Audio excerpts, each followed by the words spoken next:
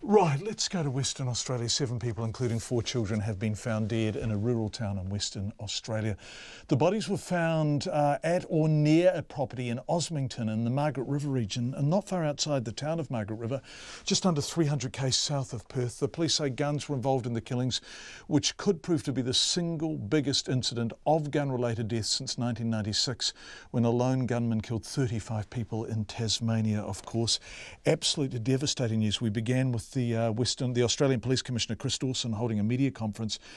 We had that at 5 o'clock and he sounded shattered. Let's go to 7 News reporter Jamie Freestone, who joins us now live from Perth. Jamie, we are really grateful that you're able to be with us. We can imagine you're very busy. What is the latest? John, yes, as you mentioned, we had a press conference with the Police Commissioner this morning, who was holding this to talk about other matters, and then it's become apparent about this tragedy in our southwest. It's in a place called Osmington, which is not far from Margaret River, the popular tourist destination of Margaret River, and what is emerging is absolutely horrific.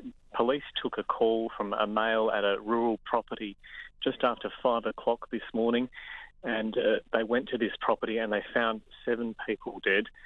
4 of them are children. They were all inside this farmhouse there.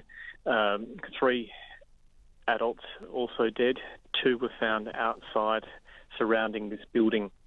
Police say they're trying to get in contact with the next of kin. They haven't detailed the ages of the children or the genders. They're still trying to get in contact with friends and family. But really, the police commissioner, as you mentioned, the way he was speaking, said that this community will be reeling after this tragedy. They've sent the police chaplain down there. Didn't go into specifics about what they believe has happened, but there were 2 firearms found on the property, and he said that there were gunshot wounds there. He didn't say whether they applied to all of the victims. We are down there on the scene. A colleague of mine, at least 300 metres away, the cordon, they've been blocked off from getting near this property, but we have had our chopper up in the air, and there are multiple forensic officers there on the ground. They are concentrating on the outside area of the home where some of these victims were found, and it really is a tragic scene. Yeah, it is. It sounds absolutely appalling. And I know it's very early days, Jamie, and it's impossible to say definitively, of course, but the police are saying they're not looking for anyone else.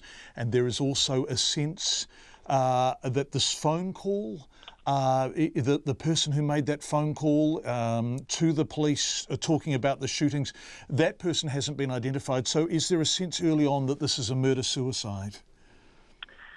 There is a sense of that, John, but as you say, that they haven't revealed the identity of the person who made the call. But the police commissioner did say he's connected to the property. And he also mentioned that the people who are no longer with us were residents at the property. So there's still a lot to be revealed in this as to how this has all come about and who exactly is responsible for the deaths of, very tragically, 4 children and 3 adults. Jamie Freestone, who was with 7 News, joining us from Perth. Thank you, Jamie, so much for joining us.